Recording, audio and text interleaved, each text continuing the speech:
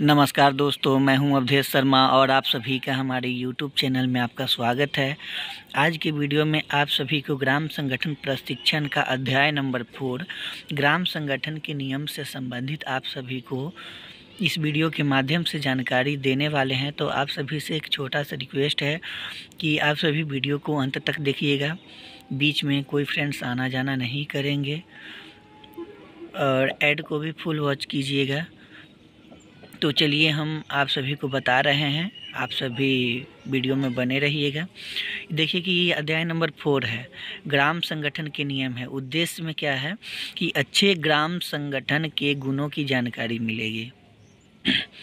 उसके बाद है ग्राम संगठन के नियमों का महत्व, नियमों का प्रकार, नियमों के लिए निर्णय लेने की विधि तथा क्रियान्वयन विधि की जानकारी मिलेगी। ग्राम संगठन का क्या उद्देश्य है वो हम बता रहे हैं। अच्छे ग्राम संगठन के गुणों की जानकारी मिलेगी, ग्राम संगठन के नियमों का महत्व, इसका प्रकार और इसके निर्णय लेने की विधि का भी जानकारी मिलेगा। अब है कि ग्राम संगठन के नियमों का निर्धारण कर उनका क्रियान्वयन करने की क्षमता बढ़ेगी। अब इसका उप विषय है कि अच्छे ग्राम संगठन का लक्षण, कि अच्छे ग्राम संगठन का क्या लक्षण है। उसके बाद है कि नियमों का महत्व या आवश्यकता। उसके बाद है नियमों का प्रकार, नियमों का निर्धारण, नियमों का क्रियान्वयन। उसके बाद है नियमों में परिवर्तन। अब है प्रशिक्षण सामग्री, फ्लिप चार्ट, पेपर तथा मार्कर के माध्यम से। उसके बाद क्या है कि प्रशिक्षण, ब्रेन स्टॉर्मिंग, दिमागी कसरत, बड़े समूह में चर्चा भ्रमण द्वारा। प्रशिक्षण अवधि इसका रहेगा 3 घंटा। तो अच्छे समूह का लक्षण क्या है। उसके बाद प्रशिक्षण विधि, बड़े समूह में चर्चा अथवा ब्रेन स्टॉर्मिंग,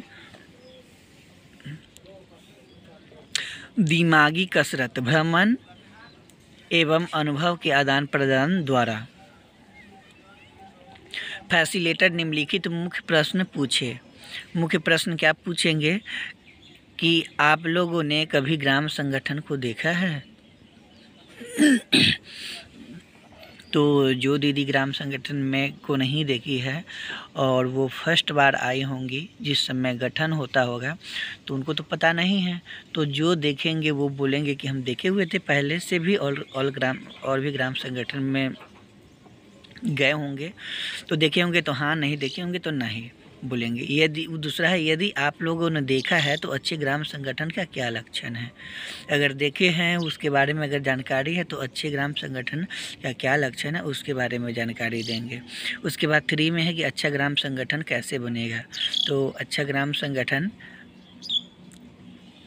टोटली समूह को मिलाकर बनेगा और उसमें अच्छे अच्छे निर्णय लेना होगा और अच्छे निर्णय का सभी के सर्वसम्मति से निर्णय लिया जाएगा जिसका सभी पालन करेंगे, तो अच्छे ग्राम संगठन बनेगा।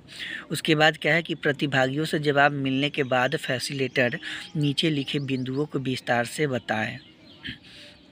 तो 1 में है कि सदस्य समूह के लिए ग्राम संगठन सहायक होगा। जो स्वयं सहायता समूह के सदस्य हैं उनके लिए ग्राम संगठन सहायक होगा। क में है कि समूह के अंदर पारदर्शिता, प्रजातांत्रिक तरीके से चलाना तथा विकास करने के लिए उत्साह बढ़ाना।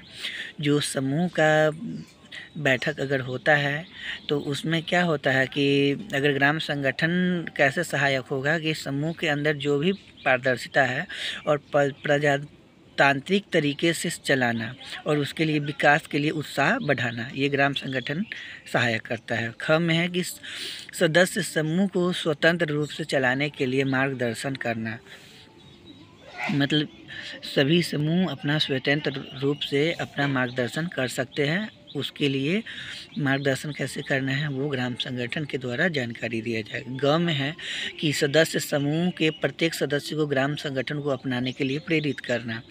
जैसे कि अगर एक समूह में 12 मेंबर है तो उसमें से अगर 10 मेंबर जानकार है और 2 मेंबर मतलब उससे अनजान है तो वो समझ नहीं पाती है, तो उनको भी समझा के उनको ग्राम संगठन से जुड़ने के लिए प्रेरित करना। घ में है कि ग्राम संगठन के निर्देशित नियमानुसार प्रत्येक समूह को संचालन करवाना। तो ग्राम संगठन के जो निर्देशित नियमानुसार है वो प्रत्येक समूह को संचालन करवाना। अंग में है कि ग्राम संगठन अपने नियमों को तैयार तथा निर्णय लेने में प्रत्येक समूह की सहमति एवं सुझाव लेना। जैसे ग्राम संगठन में जितने भी समूह जुड़े हुए हैं तो उसमें प्रत्येक समूह का सहमति होना चाहिए। ऐसा नहीं हो कि एक समूह अगर उस फैसले से इनकार है तो वो फैसला माना जाएगा, सो नहीं, उसमें सभी की सर्वसम्मति होना चाहिए। चलिए अब हम नेक्स्ट पेज का बताते हैं। उसके बाद है कि च में है नियम बनाकर उन पर अमल करने के लिए ग्राम संगठन को अपने समूह से सुझाव तथा सहमति प्राप्त करनी होगी। इसमें नियम भी खुद बनाना है और नियम जो बना उस पर ग्राम संगठन के जो अपने समूह हैं और जो सुझाव दिया था उसको भी प्राप्त करनी होगी। अब 2 में है कि सदस्य समूह का चुनाव। सदस्य समूह का चुनाव कैसे होगा? तो क में है सदस्यता देने के लिए ग्राम संगठन स्वतंत्र है। किसी को भी सदस्यता देने के लिए ग्राम संगठन स्वतंत्र है। और ख में है कि सदस्यता प्रदान करने के पूर्व समूह के कार्यकलाप तथा सामर्थ्य की विवेचना करेगी। यहाँ अगर सदस्यता प्रदान करने के पूर्व समूह के कार्यकलाप तथा सामर्थ्य की विवेचना करेगी, मतलब सदस्यता प्राप्त उसको करने से पहले समूह का विवेचना करना है, उसके बाद सामर्थ्य प्राप्त करेगी। उसके बाद है ग में है कि नए समूहों को सदस्यता प्रदान करने से पहले समूहों के परफॉर्मेंस तथा उनका इच्छाओं पर ध्यान देना पड़ेगा। जैसे कि नए समूह को जोड़ने से पहले उनका परफॉर्मेंस क्या है समूह का तथा उनका इच्छाओं को भी ध्यान देना है। उसके बाद 3 में है कि गुणवत्ता नियंत्रक परिमाप, क्वालिटी परफॉर्मेंस कंट्रोल। तो गुणवत्ता में क्या है? इसका क में है कि ग्राम संगठन की सदस्यता प्रदान करने के लिए गुणवत्ता परिमापक सदस्य समूह से सलाह या सुझाव कर सभी समूहों में गुणवत्ता नियंत्रक परिमाप का क्रियान्वयन करवाना। ग्राम संगठन के जो सदस्यता प्रदान करने के लिए उनका गुणवत्ता भी और समूह से सलाह और सुझाव भी लेकर गुणवत्ता नियंत्रण पर परिमाप और क्रियान्वयन करवाना है।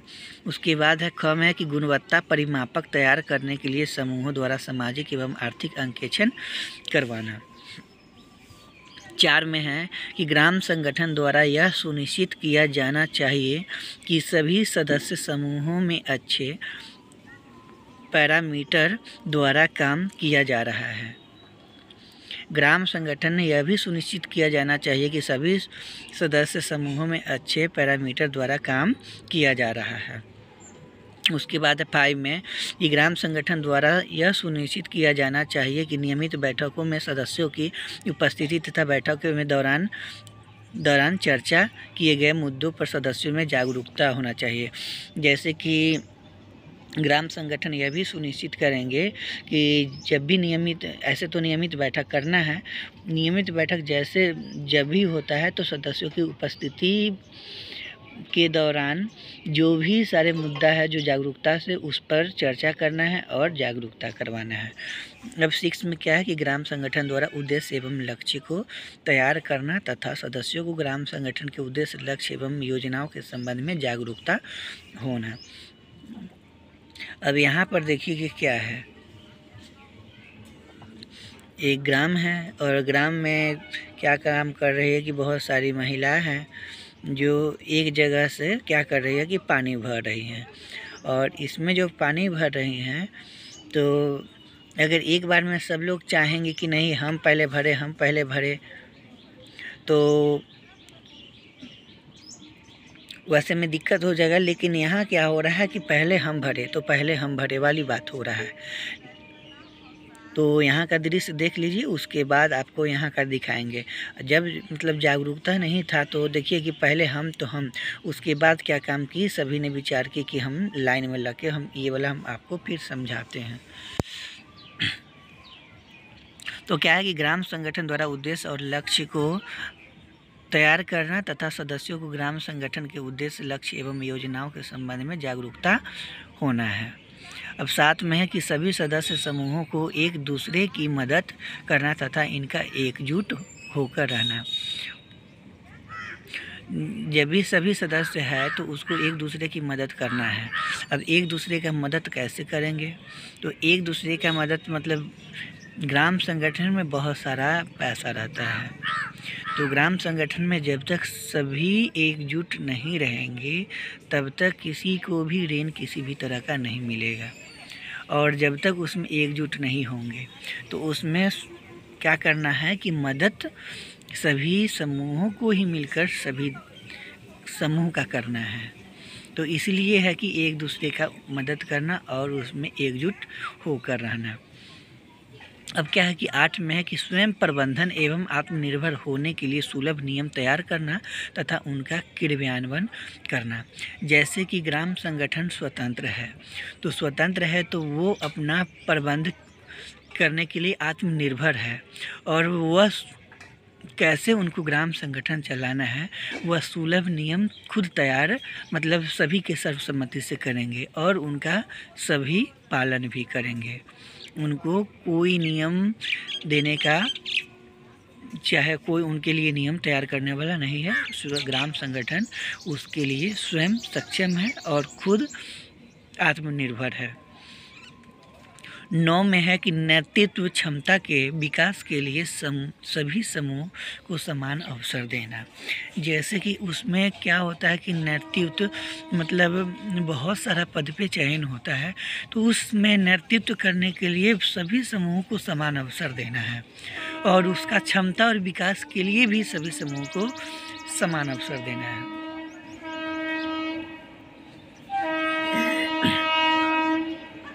10 में है कि समूहों के प्रति ग्राम संगठन को जवाबदेह रहेगा। अब जैसे ही कि अगर समूह जो है तो वो क्या है कि ग्राम संगठन उसका हेड है। तो अगर ग्राम समूह से संबंधित अगर किसी भी तरह का अगर परेशानी आता है तो उसका जवाबदेह ग्राम संगठन ही रहेगा। उसके बाद है कि 11 में है कि सभी समूहों को वित्तीय मदद के लिए स्वयं से तथा वित्त नहीं रहने पर प्रखंड स्तरीय फेडरेशन से वित्त उपलब्ध करवाना। जैसे कि अभी अगर समझिए कि सभी समूहों में अगर वित्तीय यानी उनको लाभ अगर देना है और उसमें वित्त नहीं रहना चाहिए, जैसे पैसा नहीं है, तो उनको क्या काम करना है कि प्रखंड स्तरीय फेडरेशन से वित्त उपलब्ध करवाना, यानी पैसा फंड उपलब्ध करवा के उनको देना। 12 में है कि सामाजिक मुद्दों की पहचान कर अमल करना। अब क में क्या है कि बाढ़, सुखाड़ तथा अन्य प्राकृतिक आपदाओं से निपटने के लिए राहत पहुंचाना। अगर बाढ़ आ गया, सुखाड़ आ गया तथा उसमें अगर किसी भी तरह का प्राकृतिक आपदाओं से आ गया तो उसके निपटने के लिए ग्राम संगठन को राहत पहुंचाना है। ख में है कि नशाखोरी, बाल विवाह, बाल मजदूरी, महिलाओं के प्रति शोषण, लिंग भेद तथा अन्य सामाजिक मुद्दों पर जागरूक करना है तथा आवश्यक कार्रवाई भी करना है। जैसे कि अगर नशाखोरी हो रहा है तो नशाखोरी से भी निपटने के लिए ग्राम संगठन को कार्रवाई करना है। बाल विवाह पर भी ये सब पर क्या करना है कि सामाजिक मुद्दों पर जागरूक करना है और उसके साथ अगर कोई माने तो उस पर आवश्यक कार्रवाई भी करना है। 13 में है कि सदस्यों को आवश्यक सेवाएं प्रदान करना। अगर समूह के सदस्य है तो उनको जो आवश्यक सेवाएं हैं उनको क्या काम करना है, प्रदान करना है। 14 में है कि अन्य संस्थाओं के साथ अच्छे संबंध स्थापित कर उनकी सेवाओं को सदस्य समूहों को उपलब्ध करवाना। अगर अन्य गैर सरकारी संस्था या सरकारी संस्था कोई अन्य है और वो ग्राम संगठन से मिलना चाहता है तो उनसे मिलना भी, उनके साथ संबंध स्थापित भी करना और उनसे मतलब लाभ लेकर समूह सदस्य को उपलब्ध भी करवाना। 15 में है कि वित्तीय एवं गैर वित्तीय अवसरों को खोजकर अपने सदस्य समूहों को उपलब्ध करवाना। अगर जैसे वित्तीय मतलब गैर वित्तीय अवसरों को खोज कर मतलब किसी भी तरह का अगर आने वाला है सुविधा है, वो गैर सरकारी से आए या सरकारी संस्था से आए या प्राइवेट संस्था से आए, तो वो वहाँ से उपलब्ध करवा कर मेंबर तक पहुँचाना। तो यहाँ देखिए, इस जो यहाँ है किसी में जागरूकता नहीं था, तो एक बार नल चालू हो रहा था और क्या काम कर रहा है कि 3-3 यहाँ महिलाएं मतलब पानी भरने के लिए रेडी है। तो ऐसा होगा कि तीनों में जल्दी भरेगा और उसके बाद क्या है कि आपसी में लड़ाई झगड़ा भी हो सकता है। तो इसीलिए क्या काम किया कि ग्राम संगठन के द्वारा यहाँ जागरूकता किया गया और बोला गया कि आप यही पानी आप लोग आसान और सुलभ से भर सकते हैं। तो इसके लिए क्या काम कीजिए कि एक दूसरे जो फर्स्ट में गया वो फर्स्ट में लग जाए और लाइन में लगकर माने पानी भरिए, तो सबको जल्दी छुटकारा भी मिलेगा और एक दूसरे में लड़ाई भी नहीं होगा और किसी भी तरह का परेशानी से भी बचेंगे।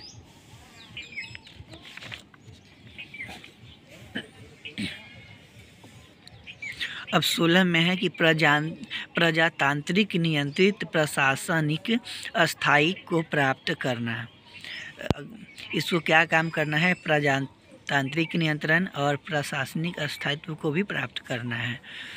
और इसमें कम है कि वित्तीय एवं प्रशासनिक कार्यकलाप में स्वयं प्रबंधन द्वारा। और ख में है कि आवश्यकता अनुसार कार्यकारिणी समिति की सदस्यों के समय समय पर बदलना।